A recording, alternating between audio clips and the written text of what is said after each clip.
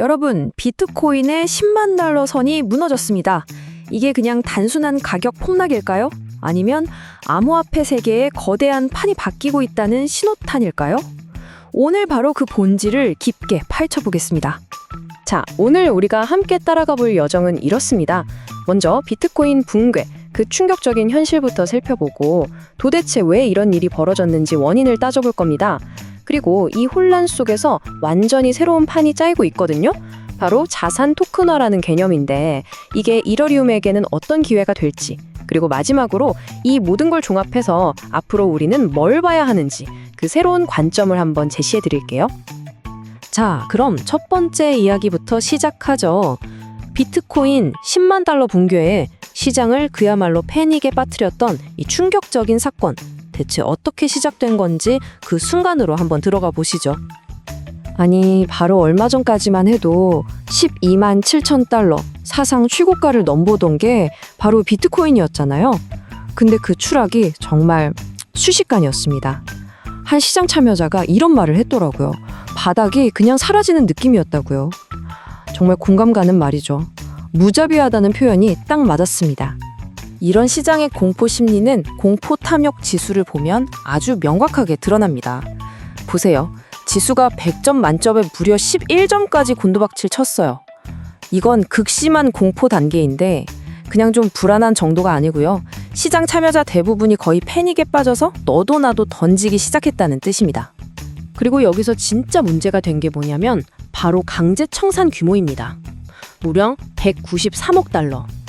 우리 돈으로 환산하면 약 27조 원이에요.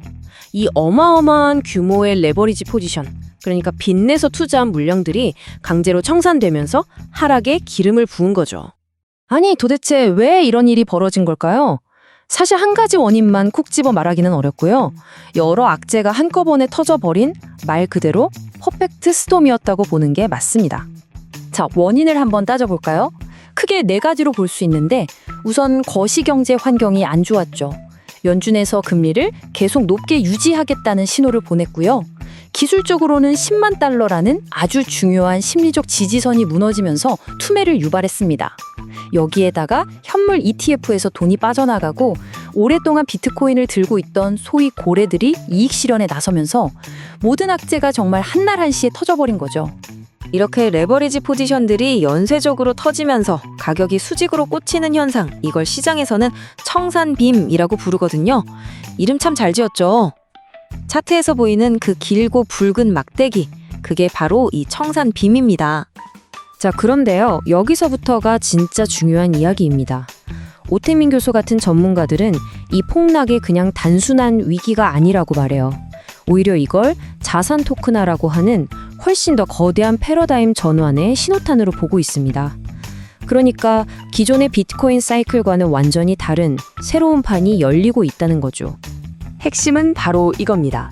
지금까지 우리가 암호화폐 하면 비트코인, 그거 디지털 금 아니야? 이런 수준에 머물렀다면 이제는 대화의 주제가 모든 자산의 토큰화로 넘어가고 있다는 거예요. 블록체인 기술이 단순히 가상화폐를 만드는 걸 넘어서 우리가 사는 아파트, 미술품, 주식 같은 현실 세계의 모든 자산을 디지털 조각으로 만들 수 있다는 그 엄청난 잠재력이 수면 위로 드러나기 시작한 겁니다. 좀 더 쉽게 말해볼까요? 여러분이 가진 아파트의 소유권을 디지털 증서로 만들어서 블록체인에 기록하는 거예요.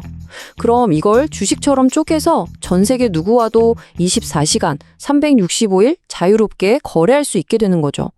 정말 엄청난 변화 아닌가요? 자, 이 토큰화를 제대로 이해하려면 코인과 토큰의 차이를 딱 짚고 넘어가야 합니다. 간단해요. 비트코인처럼 자기만의 독립적인 블록체인을 가지면 코인이고요. 이더리움 같은 기존 블록체인 위에서 만들어지면 토큰입니다. 중요한 건 이 토큰들이 만들어지는 플랫폼이거든요. 그리고 이 시장을 거의 독점하고 있는 플랫폼 강자가 있습니다. 바로 다음 이야기의 주인공이죠. 비트코인이 디지털 금이라는 서사 속에서 힘들어하는 동안 자산 토큰화라는 이 새로운 흐름은 전혀 다른 주인공을 무대 위로 불러내고 있습니다. 네, 바로 이더리움입니다. 아니, 왜 하필 이더리움일까요? 결정적인 이유는 바로 스마트 컨트랙트 기능 때문입니다. 이게 뭐냐면 계약 조건을 그냥 코드로 짜서 블록체인에 올리면 알아서 자동으로 실행되게 하는 기술이에요. 이 기능 덕분에 우리가 쓰는 달러, 스테이블 코인, 그리고 복잡한 탈중앙화 금융, 즉 디파이 상품 대부분이 다 이더리움 위에서 돌아가고 있는 거죠. 다시 말해서 이더리움이 이 새로운 토큰 경제의 모든 걸 기록하고 정산하는 뭐랄까 글로벌 결제 인프라 그 자체가 되어가고 있다는 겁니다.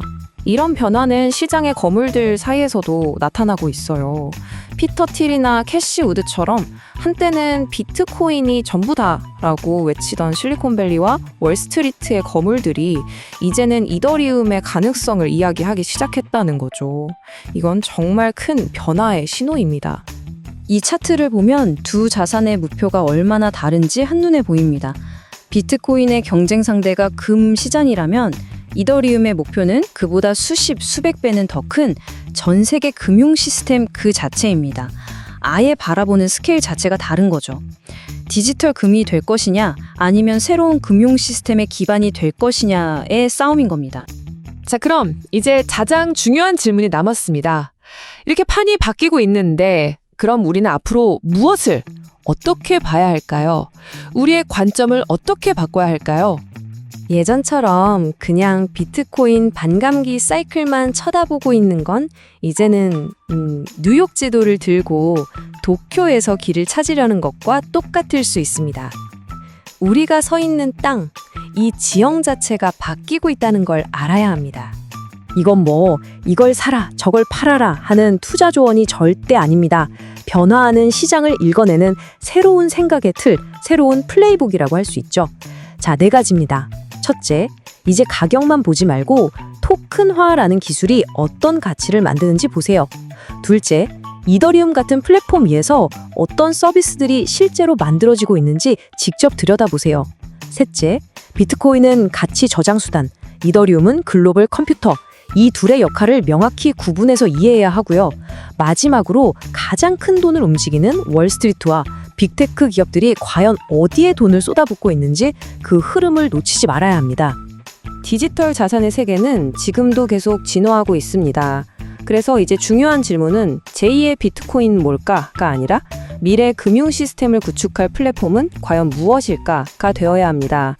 금융의 판이 완전히 새로 짜이는 지금 여러분의 관심은 어디로 향하고 있나요? 오늘 이야기는 여기까지입니다. 감사합니다.